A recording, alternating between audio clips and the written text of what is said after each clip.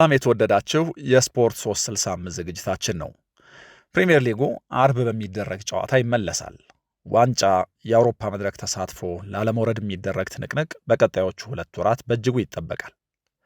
የመጨረሻውን ሩጫስ ማን ያሸንፋል? ማንስ ተደነቃቅፎ ወደ ኋላ ይቀራል? በዝርዝር እናነሳዋለን። በእርግጥ የዋንጫ ፉክክሩ ላይ ሩጫው ሲጀመር ያጀቡት ሁሉ ዙሩ ሲከር እየተበተኑ፣ ዙር እየተደረቡ፣ እየተንጠባጠቡ አርሰናልና ሲቲ ብቻ ቀርተዋል። የመጨረሻ የሊግ ጨዋታ ከተደረገ 3 ሳምንታት ተቆጥረዋል። በዚህ መካከል ኢንተርናሽናል ብሬክ፣ የኤፍኤ ካፕ ጨዋታዎች፣ ከዛ ደግሞ የሻምፒየንስ ሊግ እግር ኳስ ነበር። ዩሮፓ ሊግ እና ኮንፈረንስ ሊጉ ይቀጥላሉ። ታዲያ ክለብ እግር ኳስ ሲመለስ፣ የፕሪሚየር ሊጉ ሲመለስ ወረቀት ላይ ማን የተሻለ ተጋጣሚ ያለው? ከአርሰናልና ከሲቲ የሊጉን ዋንጫ አንስቶ የመጨረስ ትልቅ ዕድል ያለው ማን ነው?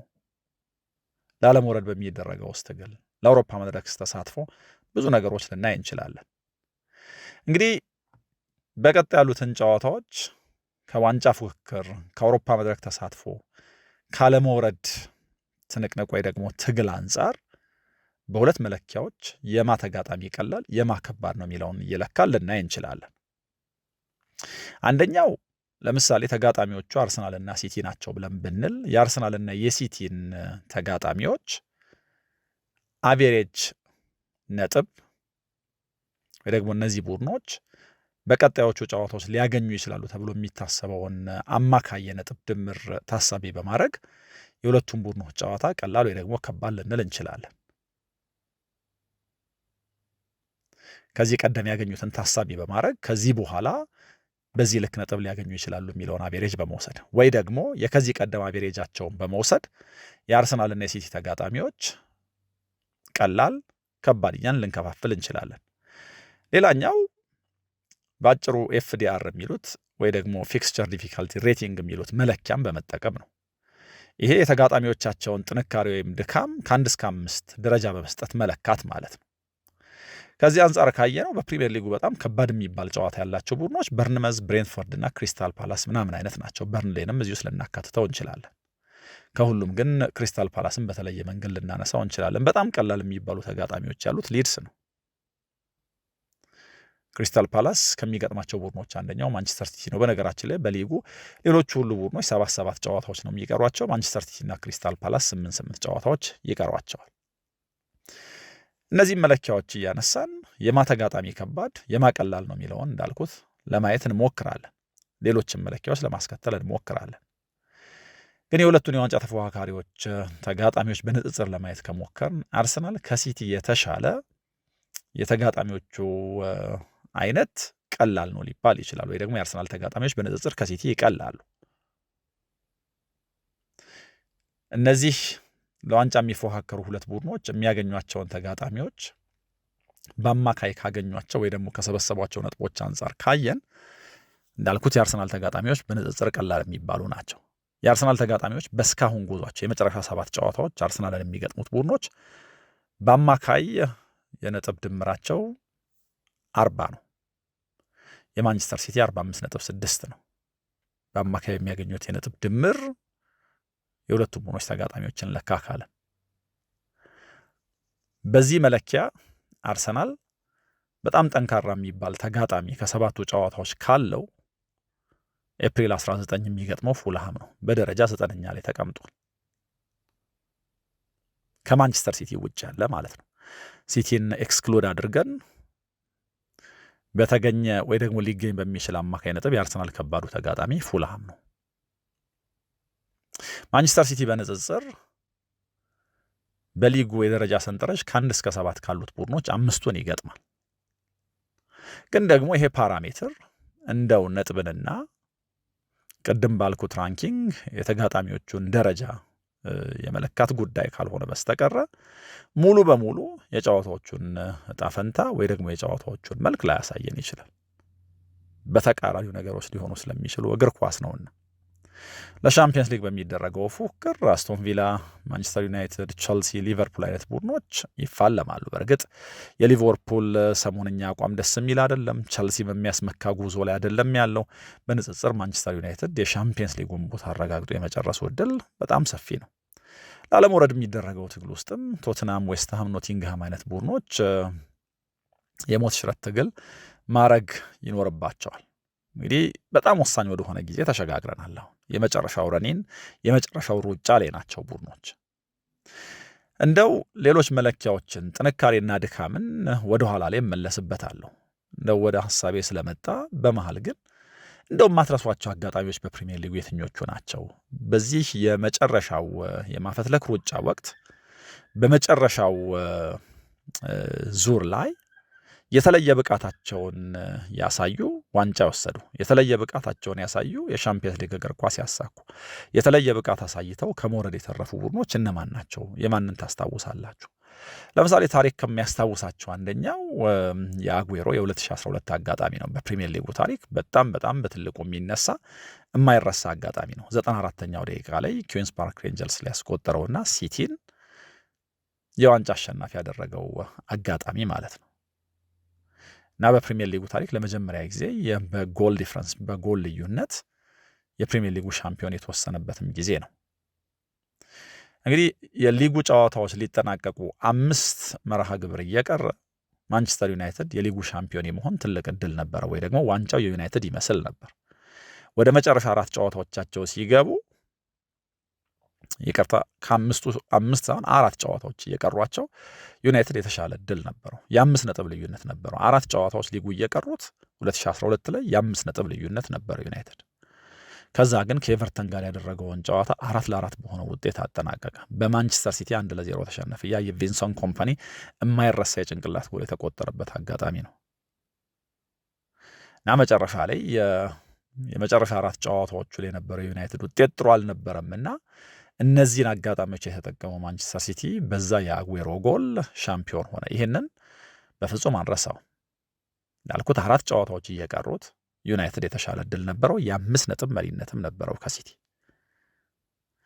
ሌላኛው በፕሪሚየር ሊጉ ሌላ ማይረሳ አጋጣሚ ሚያዝያ 1996 ላይ ኬቨን ኪጋን አይ ውድ ላቭ ኢት እያለ የሰጠው አስተያየት ነው። ወይ ደግሞ እንደው የፕሪሚየር ሊጉ ታሪክ በተነሳ ቁጥር ሁል ጊዜ የማይረሳ አጋጣሚ ነው። እንግዲህ የፈርጉሰን የቃላት ጨዋታ የቃላት ጦርነት ነው ኬቨን ኪጋንን አይ ውድ ላቭ ኢት እያለ ራንት እንዲያደርግ ያደረገው ያስገደደው። ኒውካስል ከሊድስ እና ከኖቲንግሃም ፎረስት ጋር የሚደረጉ ጨዋታዎች ነበሩት እና ከዛ በፊት ፈርጉሰን ሊድስንና ኖቲንግሃምን በነገር ወጋ አረጓቸው። እንደው እኛን ሲገጥሙ የሚያሳዩት አይነት እኛን ሲገጥሙ የሚያስመለክቱት አይነት ጥንካሬ ወይ ደግሞ እንደው እልህ ኒውካስልን ሲገጥሙ ይታያሉ ወይ? በጣም ትልቅ ጥያቄ ነው አሉ እሳቸው። የኒውካስልን አሰልጣኝ ይሄ በፍጹም አላስደሰተም እና ሀሳባቸው ምንድን ነው? በተመሳሳይ መንገድ እነዚህ ቡድኖች እንደው የፕሮፌሽናሎች ናቸው ወይ? የፕሮፌሽናሊዝም ጥያቄ ነው እንግዲህ ፈርጉሰን ያነሱት እና ከኛ ጋር እንደሚጫወቱት ጠንክረው ይጫወታሉ ወይ? እንደዛ ባለ ዩናይትድ የሊጉ ኃያል ቡድን ነው። ዩናይትድን ለማሸነፍ ቆርጠው በሚነሱት ወይ ደግሞ ከዩናይትድ ነጥብ ለመውሰድ በሚጋደሉት ልክ ከኒውካስል ጋር ይጋደላሉ ወይ የሚል ጥያቄን ያነሱት እና ይሄ ኬቨን ኪጋንን በጣም አበሳጨው። ን አይ ውድ ላቭ ኢት ኢፍ ዊ ቢት ዘም ላቭ ኢት እያለ አስተያየት ሰጠ። በጣም ፌመስ ክሊፕ ነው። ፈልጋችሁ ድጋሚ ልታዩት ትችላላችሁ። ፕሪሚየር ሊጉን ለብዙ ዓመታት ያዩ ያስታወሱታል። እና ይሄ ኒውካስል ላይ ጫና ፈጠረ። ከዛ በኋላ ከኖቲንግሃም ፎረስት ጋር ያደረጉትን ጨዋታ ባቻ ውጤት አጠናቀቁ እና ከቶትናምም ጋር በተመሳሳይ እና ከዩናይትድ በ4 ነጥብ አንሰው ጨረሱ ማለት ነው። የመጨረሻ 2 ፊክስቸሮቻቸውን ባቻ ውጤት ነው ያጠናቀቁት እና ይሄ ፈርጉሰን የቃላት ጦርነት ኬቨን ኪጋንን አሳበደ፣ ዩናይትድን ደግሞ ጠቅሞ ሻምፒዮን ሆኑ። ሌላኛው የቅርብ ትውስታችን ነው እንግዲህ የዛሬ 12 ዓመት ገደማ ሊቨርፑል በሚያዝያና በግንቦት ወር በጣም የሚያስደነግጥ ዋንጫ አሳልፎ የመስጠት ሂደት ነበረው። ሊጉ ሊጠናቀቅ 3 ጨዋታዎች እየቀሩት በ5 ነጥብ ልዩነት ሊጉን ይመራ ነበር ሊቨርፑል እና የረዥም ጊዜ ዋንጫ ረሃባቸውን ለማስታገስ ጥሩ ጉዞ ላይ ነበሩ። ግን ደግሞ በ9 ቀናት ውስጥ 2 መጥፎ ጨዋታዎች አደረጉ። አንደኛው አንፊልድ ላይ ከቸልሲ ጋር ያደረጉት ጨዋታ ነው። ያ ስቲቪ ጄራርድ የተንሸራተተበትና 2-0 የተሸነፉበት ጨዋታ። ሁለተኛው ሊቨርፑል 3-0 ክሪስታል ፓላስን እየመራ 3-3 ያለቀው ጨዋታ ነው። ክሪስታንቡል ይሉታል ይህንን ጨዋታ። ክሪስታንቡል የተባለው ሊቨርፑል እንግዲህ በኤሲ ሚላን 3-0 እየተመራ ኢስታንቡል ላይ 3 ጎሎች አስቆጥሮ መጨረሻ ላይ በፍጹም ቅጣት ምት የሻምፒየንስ ሊግ ዋንጫ ያነሳበት አጋጣሚ ነበር የራፋ ቤኒቴዝ ቡድን። ስለዚህ ያንን ወደኋላ በማጣቀስ ከክሪስታል ፓላስ ጋር 3-0 ክሪስታል ፓላስን እየመሩት 3-3 ያለቀውን ጨዋታ ክሪስታንቡል ይሉታል እና ይሄ ለማንቸስተር ሲቲ ቀዳዳ ከፈተ እና በ2 ነጥብ ልዩነት ሊቨርፑልን በልጠው ሻምፒዮን ሆኑ። ያን የብሬንደን ሮጀርስ ቡድን በጣም ጥሩ እድል ነው ያባከነው። ፊሊፔ ኮቲኒዮ፣ ስቲቪ ጄራርድ እና ደግሞ ሉዊስ ሱዋሬዝ የነበሩበት ቡድን ማለት ነው። ሚያዝያ 1993 ላይ ስቲቭ ብሩስ ድራማዊ በሆነ መንገድ ለዩናይትድ 2 ወሳኝ ጎሎች አስቆጥሮ እንደዚሁ ዩናይትድን ሻምፒዮን ያደረገ አጋጣሚ መፍጠር ችሏል። ሌላ ግን በቅርቡ የማትረሱት ምናልባት ለአርሰናል ደጋፊዎች የማይረሳ መጥፎ አጋጣሚ የ2024 ግንቦት ወር ላይ የቶትናም ከማንቸስተር ሲቲ ጋር ያደረጉት ጨዋታ ነው እና እዛ ጨዋታ ላይ በ1-1 አጋጣሚ ሂዩንግ ሚንሰን ከማንቸስተር ሲቲው ግብ ጠባቂ ስቴቫን ኦርቴጋ ጋር ተፋጠጠ እና የፔፕ ጓርዲዮላን ወደኋላ መውደቅ፣ የፔፕ ጓርዲዮላን ጭንቀት ሁላችንም እናስታውሳለን። ሶን ያንን ጎል አስቆጥሮና የአርሊንግ ብራውት ሃላንድን የመሪነት ጎል አጣፍቶ ቢሆን ኖሮ ወደ መጨረሻው ቀን ጨዋታ የዋንጫው ፌቨራይት ሆኖ የሚሄደው ቡድን አርሰናል ነበር። ነገር ግን ማንቸስተር ሲቲ ሶን ይሄንን ጎል ሳያስቆጥር ቀረ። ሁለተኛ ጎል ማንቸስተር ሲቲ በዕለቱ አስቆጠረ። ሃላንድ ነው ሁለተኛውንም ጎል ያስቆጠረው። ከዛ በኋላ በመጨረሻው ቀን ጨዋታ ዌስትሃምን 3-1 አሸንፈው የፕሪሚየር ሊጉን ዋንጫ ወሰዱ ማለት ነው። 4ኛ ተከታታይ ዋንጫቸው ሆነ። አርሰናል እዛ ጨዋታ ላይ ሲቲ አቻ ቢወጣ ኖሮ ሻምፒዮን መሆን ይችል ነበር። ኦርቴጋ ያንን ኳስ አክሽፎት ሲቲ የዋንጫ ባለቤት ሆነ። ሌላኛው ስታንፎርድ ብሪጅ ላይ የ2016 አጋጣሚ የሚረሳ አይመስለኝም። ሌስተር ሲቲ ነው ዋንጫውን ያሸነፈው፣ ግን ደግሞ ሌስተር ያልተጫወተበት ወሳኝ ጨዋታ ቸልሲ ከቶትናም ጋር ያደረጉት 12 የቢጫ ካርዶች የተመዘዙበት ጨዋታ ነበር። በሁለቱ ክለቦች መካከል የነበረው ባላንጣነት፣ ጠላትነት በጣም ይገርም ነበር። ቸልሲ በጨዋታ 2-0 እየተመራ ነበር። ከዛ በኋላ ግን ሀዛር ኢንስፓየር ያደረገው ቡድን 2-2 በሆናቸው ውጤት ጨዋታውን አጠናቀቀ እና በዚህ ምክንያት ሌስተር የእነዚህን 2 ቡድኖች አቻ መውጣት ተከትሎ ሻምፒዮን ሆነ። የዩናይትድ ደጋፊዎች የማይረሱት የፍሬድሪኮ ማኬዳ አጋጣሚም አለ 2009 ላይ። እንደዚህ አሁን የያዝነው ሚያዝያ ወር ላይ ነው። በተመሳሳይ 2009 ላይ ይሄ ሆነው የ17 ዓመቱ የአካዳሚ ምሩቅ ከጠባባቂ ወንበር ተነስቶ ዩናይትድን ያዳነ ጎል ማስቆጠር ቻለ እና ዩናይትድ በመደዳ ሽንፈቶች ገጥሞት ነበር። አንደኛው በሊቨርፑል መሸነፍ ነበር እና የግድ እንደዚህ ያለ ኢንስፓይሬሽን ያስፈልገው ነበር እና ይሄንን ከ17 ዓመቱ ፌዴሪኮ ማኬዳ ነው ያገኘው እና ይሄንን በማድረግ ከሊቨርፑል ጋር 18ኛ ዋንጫውን እንዲያሳካ የ17 ዓመቱ ተጫዋች ማድረግ ችሏል። 2019 ላይ ቪንሰንት ኮምፓኒ ሌስተር ላይ ያስቆጠረው ጎል በጣም ወሳኝ ጎል ነበር። ከፕሪሚየር ሊጉ የመጨረሻ ሩጫዎች የመጨረሻ ጨዋታዎች ምናልባት እናስታውስ ካልን ማንዘነጋው አንዱ ጨዋታ ይሄ ነው። 2018-19 ሌስተርን 1-0 ያሸነፉበት ከርቀት የተመታ ኳስ ነው እና በጣም የሚደንቀው ያው ኮምፓኒ እንደዚህ ያለ ጎል ያስቆጥራል ብሎ የሚያምን ስላልነበረ ኳሱን እንዳይመታው የቡድን አጋሮቹ ተማጽነውት ነበር። ግን ደግሞ ስሜቱን ተከትሎ ኳሱን መታው፣ ወደ ጎልነት ተቀየረ። ስለዚህ በመጨረሻው ቀን የሊጉን ዋንጫ ማንሳት ቻሉ። በ1 ነጥብ ልዩነት ሊቨርፑልን በልጠው ማለት ነው። ሌላ ራሱ ማንቸስተር ሲቲ መቼስ በእንደዚህ አይነት ረኒኖች በተለይ ባለፉት 10 ዓመታት ከጓርዲዮላ ጋር በፍጹም ማንረሳቸው ጨዋታዎች አሉት። በመጨረሻው ቀን ጨዋታ ኢልካይ ጉንዶሃን ጎል ያስቆጠረበት የ2022 አጋጣሚ የሚረሳ አይደለም። እንደዚሁ ሊቨርፑልን በ1 ነጥብ በልጦ ነው ማንቸስተር ሲቲ ሻምፒዮን የሆነው። በመጨረሻው ቀን ጨዋታ ሊቨርፑል ከቦልቭስ ተመራ፣ ከዛ አቻ ሆነ። ሲቲ ግን በቪላ 2-0 ይመራ ነበር። ከዛ በኋላ ግን በሁለተኛው አጋማሽ በ5 ደቂቃ ውስጥ 3 ጎሎች ያስቆጠሩ ጉንዶሃን 2ቱን ጎሎች ያስቆጠረው ተጫዋች ነው። ሻምፒዮን መሆን ቻሉ። ሊቨርፑል ከኋላ ተነስቶ 3-1 አሸነፈ። ትርጉም ግን አልነበረውም። ይሄ አይረሳም። 1999ም የዩናይትድ ደጋፊዎች የማይረሱት ያው የ3 ዋንጫዎች ያሳኩበት ሲዝን ነው። ከአርሰናል ጋር ፉክክር ላይ ነበሩ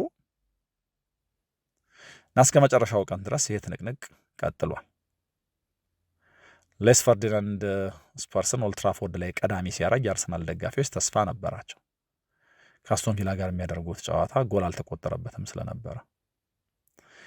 ኋላ ግን የዴቪድ ቤካም እና የአንዲ ኮል ጎሎች ዩናይትድን ባለ ዋንጫ አደረጉ እና ታሪካዊ የሆነው የሶስትዮሽ ዋንጫም እንግዲህ አንድ አካል ሆነ ማለት ነው። ይሄ የዩናይትድን የአርሰናልን ጉዳይ ደግሞ ስናነሳ ግን ለአርሰናል ደጋፊዎች ሌላ ትልቁ ትውስታ 2002 ኦልትራፎርድ ላይ ዋንጫውን ያረጋገጡበት አጋጣሚ ነው። ዊልቶርድ ነው የማሸነፊያውን ጎል ያስቆጠረው። በጣም አጥጋቢ በሆነ መንገድ ያሳኩት ዋንጫ ነው። የቅርብ ተፎካካሪያቸው ነው ዩናይትድ እና ሜዳው ላይ ዩናይትድን በማሸነፍ ዋንጫውን አረጋገጡ እና የያኔው ቡድን 19 ተከታታይ ጨዋታዎችን አልተሸነፈም በሁለተኛው የውድድር ዘመን አጋማሽ እና በዚህም ዩናይትድን አስከንድቶ ዋንጫ መውሰድ ችሏል። ከ4 ቀን በፊት ደግሞ በኤፍኤ ካፕ ፍጻሜ ቸልሲን አሸንፈው ስለነበረ ደብል ሰሩበት ማለት ነው እና የሲሊቫን ዊልቶርድ ጎል ለዚህ በጣም ወሳኝ ነበርና በፕሪሚየር ሊጉ ታሪክ ከሚታወሱ አጋጣሚዎች አንደኛው ነው። እንደዚህ እያልን በጣም ብዙ ልናነሳ እንችላለን። ግን ደግሞ የመትረፍንም ድራማ በተወሰነ መልኩ እንድናነሳ የሚያስገድደን ነገር አለ። የቸልሲንም በነገራችን ላይ ልናነሳ እንችላለን። የጆሴ ሞሪኒዮ ቡድን 2005 ላይ ከ50 ዓመት በኋላ የመጀመሪያ ሊግ ዋንጫውን ለቸልሲ ሲያስገኝ በጣም የሚደንቅ ነገር፣ ፕሮፌቲክ ነገር ነበረው። ጆሴ የሂሳብ ድምሩን ሰርተው ለቸልሲ ተጫዋቾች የውድድር ዘመኑ መጀመሪያ ላይ ሲናገሩ ሻምፒዮን ከሆን የምንሆነው ከቦልተን ጋር በሚደረገው ጨዋታ ነው ብለው ነበር። ሚያዝያ ላይ እንዳሉት እዛ ጨዋታ ላይ ነው ዋንጫውን ያረጋገጡት እና ይሄ በጣም የሚያስደንቅ ነበር። ሌላኛው የሌስተር ሲቲ የ2015 አጋጣሚ በጣም ያስደንቃል።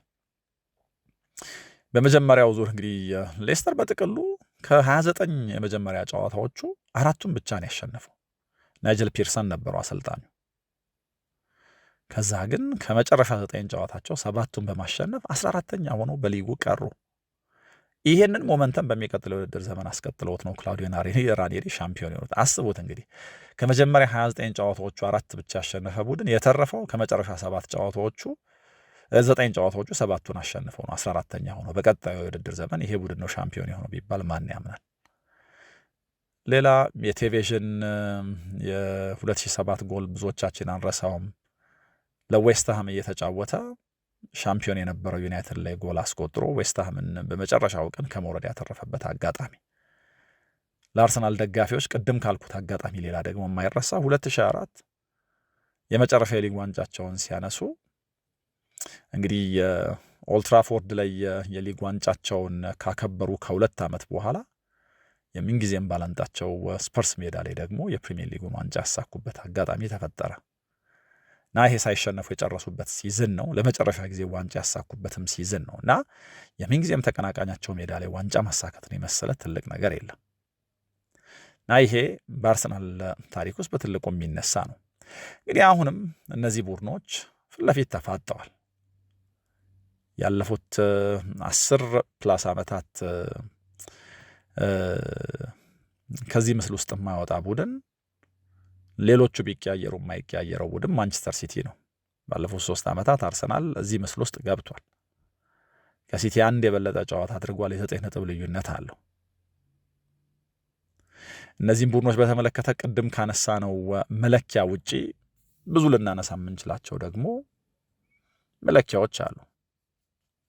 ከመጨረሻ ጨዋታዎቻቸው እነዚህ ቡድኖች በታሪክ ስንት ነጥብ ያገኛሉ? 7 እና 8 ጨዋታን የቀራቸው እንግዲህ ያለፉትን 33 የፕሪሚየር ሊግ ዓመታት ወደ ኋላ ሄደን ታሪክ ለማየት ከሞከርን አርሰናል ከመጨረሻ 7 ጨዋታዎቹ በአማካይ 13.1 ነጥብ ያገኛል። ስለዚህ 13 ነጥብ ያገኛል። 13.1 ቱ ቢ ኤግዛክት። ግን ማንቸስተር ሲቲ የ33 ዓመቱን ወደ ኋላ ሄደን ካየን 13.0 ነጥቦች ያገኛል። ስለዚህ በነጥብ 1 ተቀራራቢ፣ ግን ደግሞ አርሰናል የተሻለ ባለፉት 33 ዓመታት የመጨረሻ 7 ጨዋታዎቹን የተሻለ ውጤት ያሳካል፣ ወይ ደግሞ ተቀራራቢ ነው እንበለው። ይሄኛው ማንቸስተር ሲቲ ግን እያወራን ያለ ነው ስለ 33 ዓመት ነውና በባህሪም በመልክም በጣም የተለየ ነው፣ በተለይ በጓርዲዮላ ስር።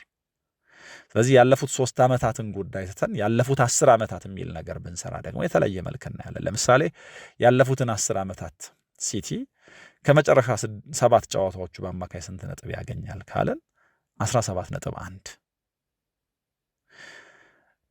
ሊያሳካ ከሚገባው በንጽጽር 21 ምናምን ነጥብ 11ን ያሳካል። አርሰናል በአማካይ 13.4 ነው የሚያሳካው። እዚህ ባለፉት 10 ዓመታት የመጨረሻ ጨዋታዎቹ ላይ የተሻለ ደግሞ የነጥብ ድምር አማካይ ነጥብ ድምር ያለው ማንቸስተር ሲቲ ነው። ሁለቱን አሰልጣኞች በተናጠል ደግሞ እንይ ካልን ጓርዲዮላ በአማካይ ባለፉት 9 ዓመታት 17.7 ነጥብ በአማካይ በእነዚህ ጨዋታዎች ያሳካል። አርቴታ 14 ነው በአማካይ የሚያሳካው። ጓርዲዮላ በማንቸስተር ሲቲ ከመጨረሻ 9 ዓመታቱ በ8ቱ ከመጨረሻ 7 ጨዋታዎች ቢያንስ በ5ቱ ቡድኑን ለአሸናፊነት መርቷል። ስለዚህ ከመጨረሻ 7 ጨዋታዎቹ ቢያንስ 5ቱን ያሸንፋል። ከ9 ዓመት በ8ቱ ይህንን አድርጎታል። አርቴታ ደግሞ ባለፉት 6 ዓመታት አርሰናል ውስጥ ቆይቶ ከ6ቱ ዓመታት ቢያንስ በ3ቱ እንደዚህ ማድረግ ችሏል።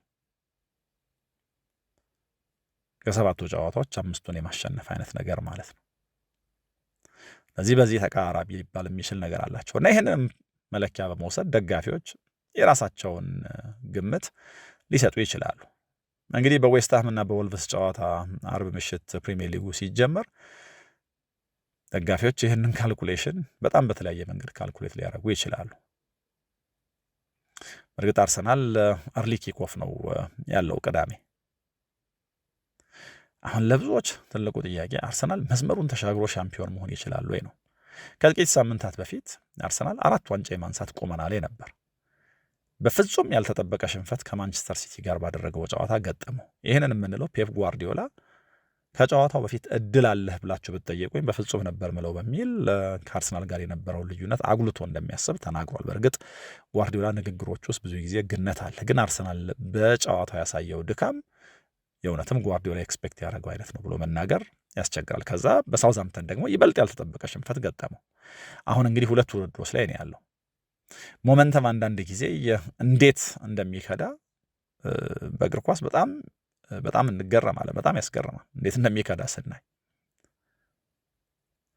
ተከታታይ ሽንፈቶች የአርሰናል ደጋፊን ጥርጥር ውስጥ እንዴት ባለ መንገድ እንደከተቱ እንግዲህ አርሰናል ቅዳሜ ከበርንመዝ ጋር ሲጫወት ለመጨረሻ ጊዜ የፕሪሚየር ሊግ ጨዋታ ከኤቨርተን ጋር አድርጎ ማክስ ዳውማን ያንን ጎል አስቆጥሮ ኤሚሬትስን በደስታ ካሰከረ ኦልሞስት 1 ወር ይሆነዋል፣ ወይ ደግሞ ለ1 ወር የቀረበ ጊዜ።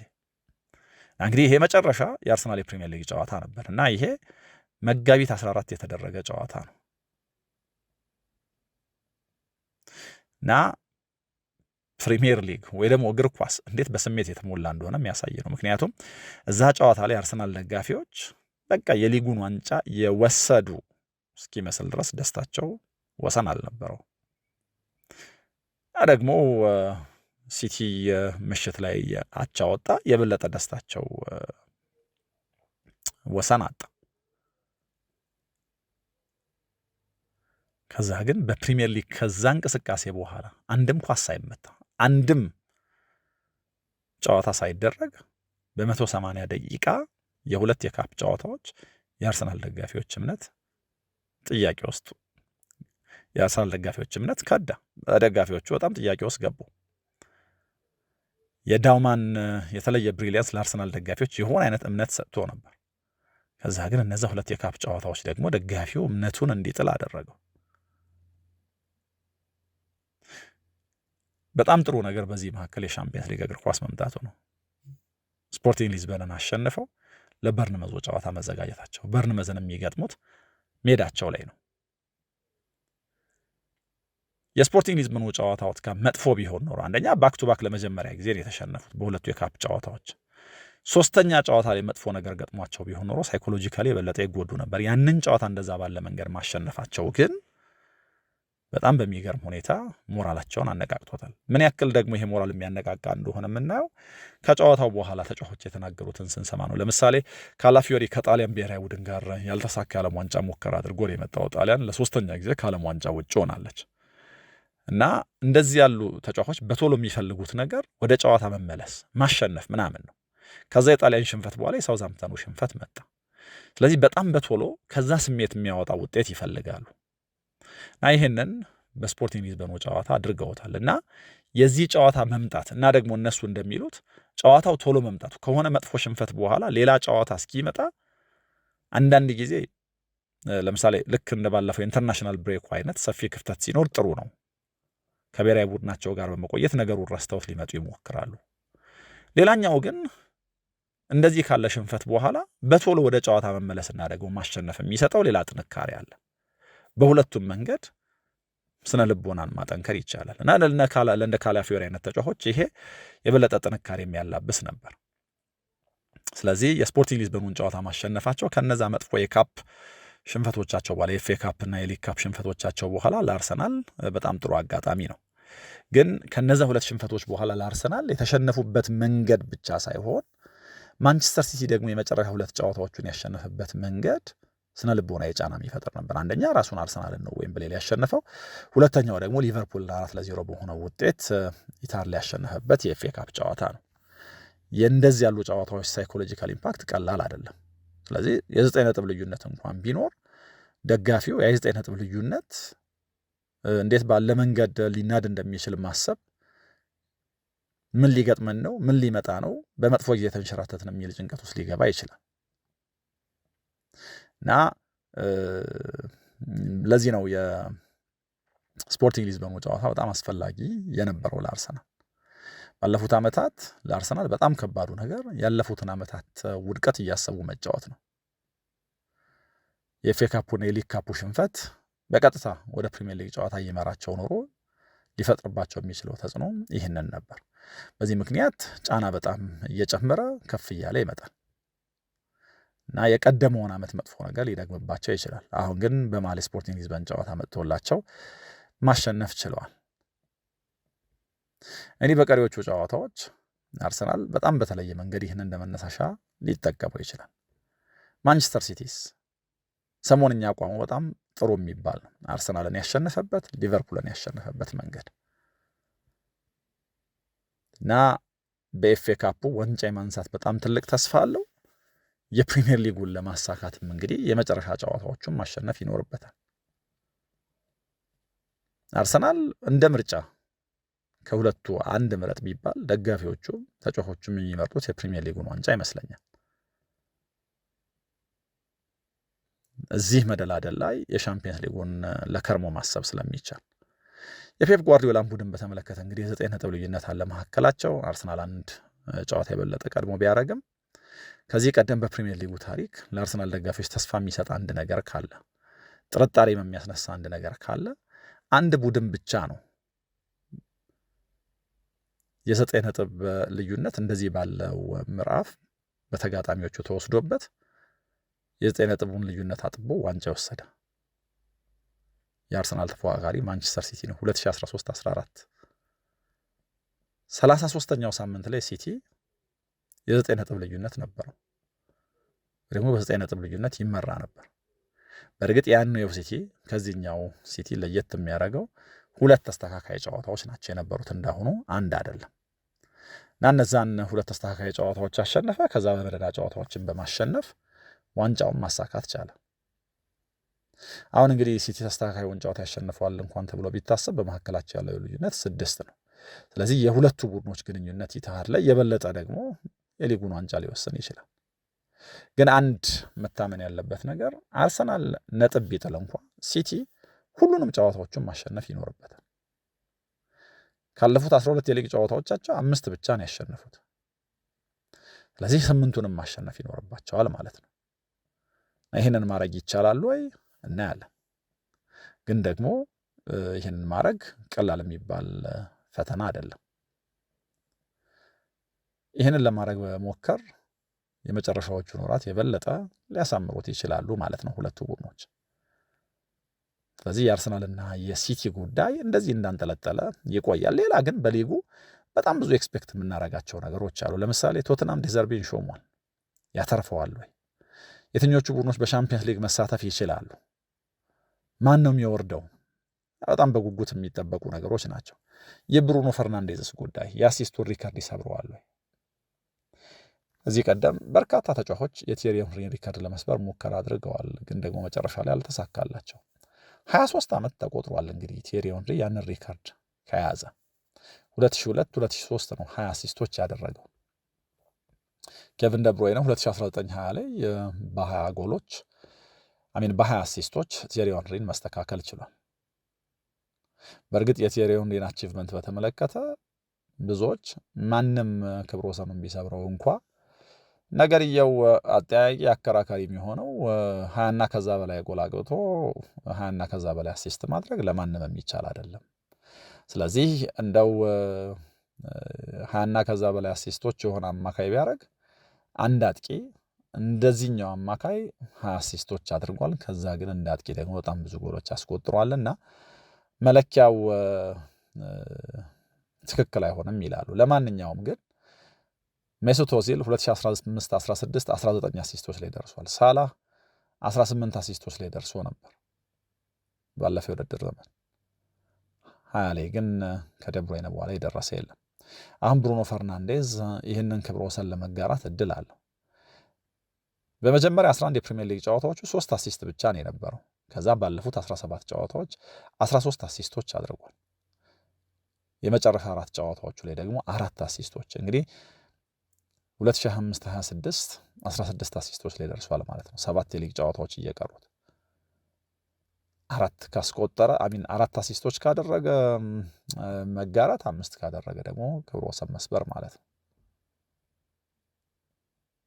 ለፕሪሚየር ሊጉ ቡድኖች ምናልባት የመጨረሻ ልናነሳ የምንችለው ነገር 8 ቡድኖች የተለያዩ የካፕ ኮምፒቲሽኖች ውስጥ ይሳተፋሉ እና እነዚህ ውድድሮች እነዚህ ቡድኖች በፕሪሚየር ሊግ በሚያደርጉት ለሻምፒየንስ ሊግ ለማለፍ በሚያደርጉት ወይ ደግሞ ሌሎች ፉክክሮቻቸው ላይ ተጽዕኖ ያሳድራል፣ ጫና ያሳድራሉ የሚለው ትልቅ ጥያቄ ነው። እናየዋለን።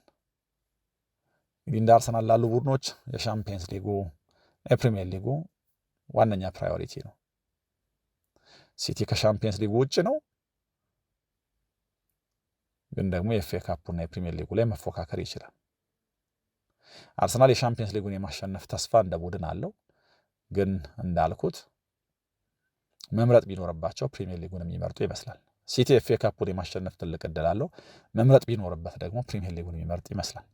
ሊቨርፑል አሁንም የአውሮፓ ውድድር ውስጥ አለ። ከመጀመሪያው ዙር የፓርክ ደ ፕሪንስ ጨዋታ መነሻ ሁለተኛውን ተስፋ ማድረግ ከባድ ነው፣ ግን የእግር ኳስ ባህሪ ነው። ሊቨርፑል ደግሞ በዘመናት ውስጥ እንደዚህ አይነት ቡድን ሆኖ ያውቃል። ይህኛው ቡድን ይህንን የማድረግ አቅም አለው ወይ? ጥያቄ የሚያስነሳ ቢሆንም የእግር ኳስ ባህሪ ግን ጨዋታው እስኪደረግ ድረስ ግምቶች ሁሉ ለፓሪስ ሳን ዠርማን ቢሰጡ እንኳ ሊቨርፑልን ሙሉ በሙሉ ሩል አውት እንዳናረግ ያስገድደናል ማለት ነው። አስቶን ቪላ ከ1996 በኋላ ለመጀመሪያ ጊዜ ዋንጫ ሊወስድ የሚችልበት እድል በአውሮፓ መድረክ እንደዚሁ አለው። ቸልሲ ያለ ዋንጫ እንዳያጠናቀቅ የኤፍኤ ካፑ ጥሩ አማራጭ ይሆንለታል። ከነዚህ መካከል ማን እድሉን ይጠቀማል? እንዴት ባለ መንገድ የውድድር ዘመኑ ይጠናቀቃል? በጣም አጓጊ ነው። እናንተ የመጨረሻው ሩጫ ስታስቡ የምታስቧቸው ነገሮች ምንድን ናቸው? ቀደም ካነሳናቸው መለኪያዎች ውጪ ሜዳ ላይ ጨዋታዎች የማድረግ ከሜዳ ውጭ የመውጣት ነገር፣ ሌሎችን ታሳቢ በማድረግ የማጨዋታ የበለጠ ቀላል ነው? ማን የተሻለ እድል አለው? የትኛው ቡድን የትኛው ጨዋታ ላይ ይቸገራል? የትኛውን ተጋጣሚስ በቀላሉ ያሸንፋል የሚለው ልታጋሩ ትችላላችሁ። ከጨዋታዎች በኋላ ደግሞ ተመልሰን በሌሎች ጉዳዮች እንመጣለን። አብራችሁኝ ስለነበራችሁ ምስጋና የላቀ ነው። ሰላም ሁኑ።